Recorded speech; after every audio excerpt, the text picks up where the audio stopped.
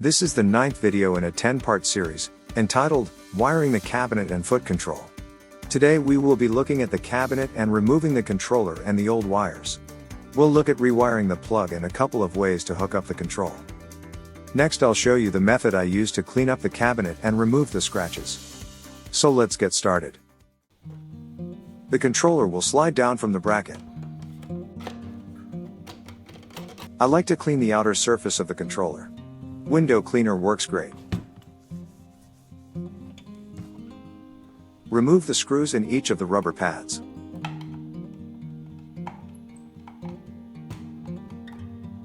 I like to take a flat tip screwdriver and loosen them from the base. With the pads removed, it's easier to clean.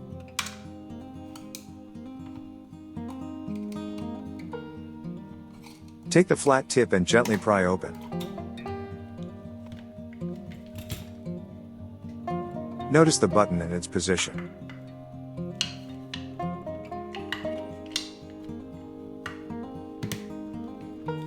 The wires are now exposed.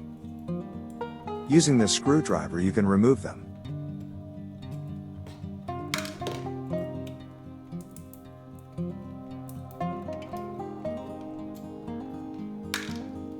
The wires are old, brittle and dangerous. There are two options to connecting the controller.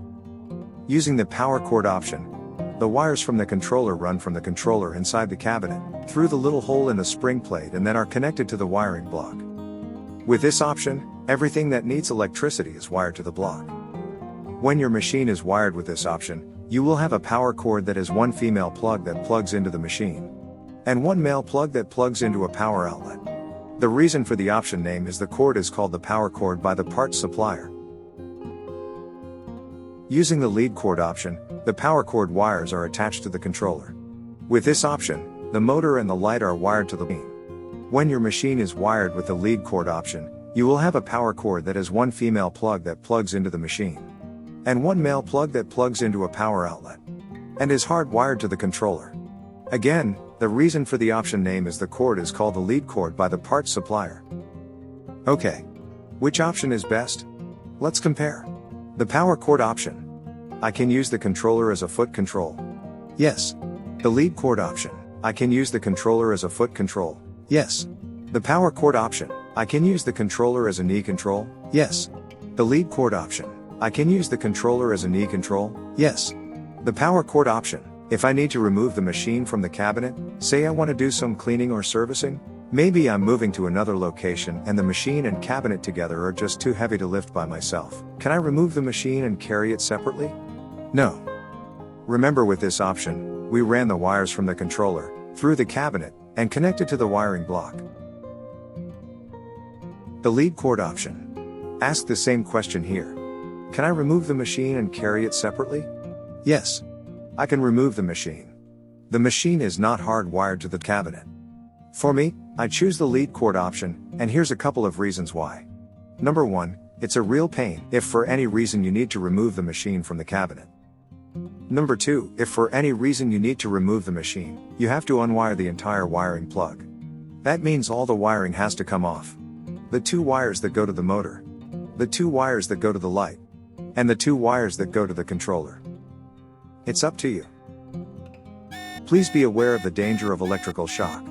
If you don't feel comfortable, or don't have some experience with electrical wiring, get help from an electrician.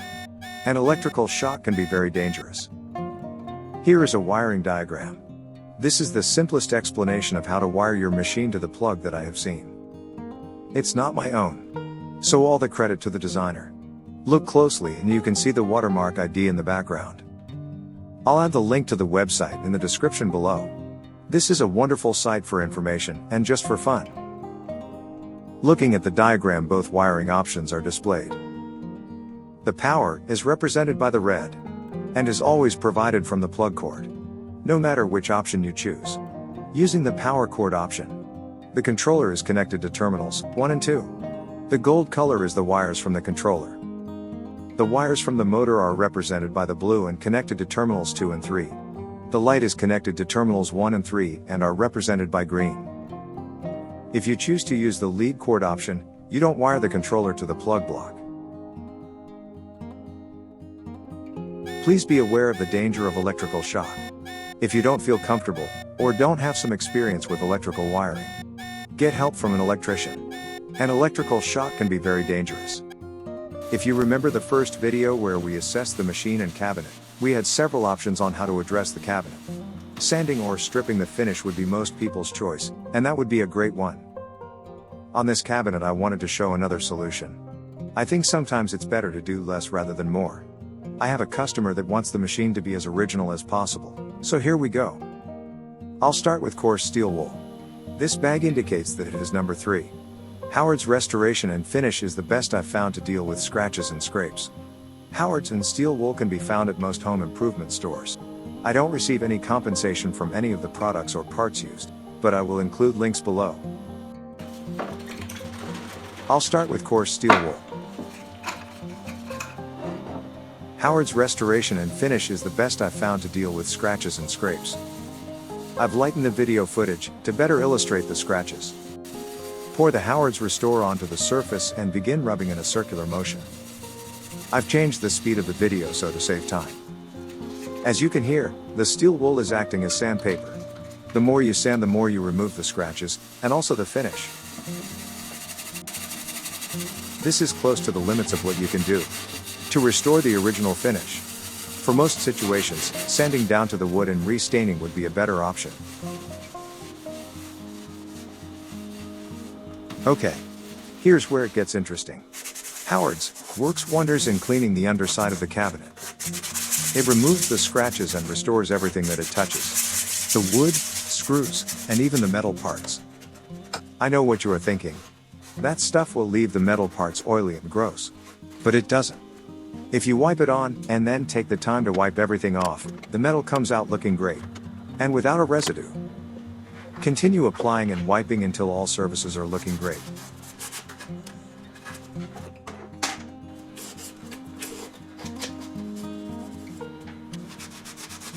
Yeah, I'm even wiping the spider webs and eggs away.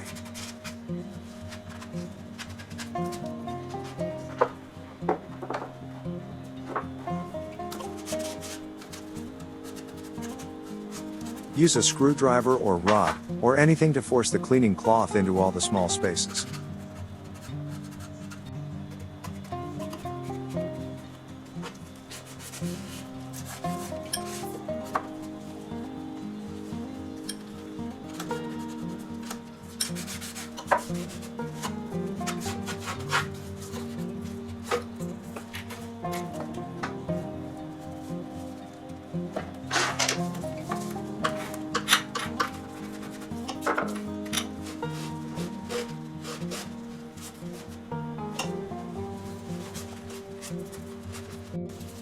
The legs are likely to have scratches and nicks.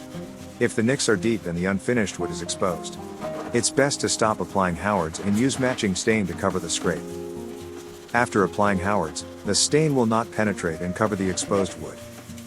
So it's best to stain all areas where the natural bare wood is exposed. Rub out all the imperfections with steel wool. There is most likely spots of paint from hitting painted walls. Or maybe hitting a painted surface while moving from one location to another. After all the scrapes, paint and other blemishes are removed, use a cloth to wipe off the excess liquid and steel wool debris. Remember when we talked about an oily residue left on the wood and metal parts? Listen to the squeaking of the rag against the wooden leg.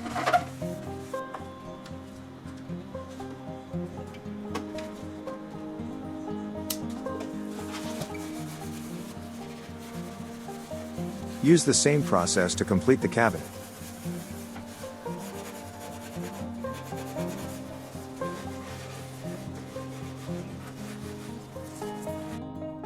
Here's a tip to reinstall the machine. I work alone, so it's hard to get the metal post to stand up and stay up. Take a rubber band and loop it around the post. This will put enough pressure on the post that they will stay in place while you set the machine on them. When you have tightened the set screws on the base of the machine, simply cut the rubber band and remove. And that finishes up the restoration. Here is a look at our project. The process is good. Use steel wool, Howard's, a soft cloth and persistence until you get the finish you're looking for. I'll usually finish up and let it set for a while and come back and start over again. Try to get every nook and cranny. If you have missed a bare wood scrape, clean it with alcohol to remove the howards, and then use a good stain to match the finish. This completes the 9th video in our 10-part series. Next, in our wrap-up video, number 10, we'll review some of the steps we've taken. I'll also show a few clips of the machine in action. I have a great clip of sewing a leather belt, so don't miss it. To be the first to see the newest videos, make sure you subscribe, click the button and hit the bell. Thanks for watching.